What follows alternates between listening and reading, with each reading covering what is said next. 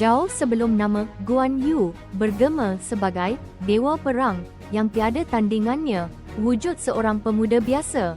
Sejak kecil, Guan Yu sudah menunjukkan kekuatan fizikal yang luar biasa, berbeza daripada rakan-rakan sebayanya. Setiap pekerjaan berat dilakukannya dengan mudah, seolah-olah ditakdirkan untuk sesuatu yang agung. Namun, kekuatan semata-mata tidak cukup. Hatinya terpanggil kepada seni bela diri. Dia menghabiskan masa berjam-jam, siang dan malam, mempelajari pelbagai teknik pertarungan dan menyempurnakan penggunaan senjata seperti lembing.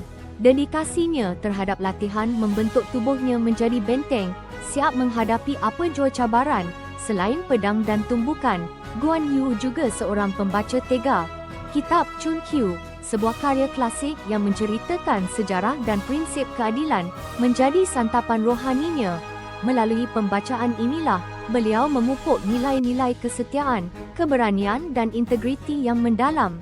Sifat-sifat inilah yang akhirnya membentuk beliau menjadi wira legenda, simbol keadilan dan kesetiaan yang kita kenali hari ini.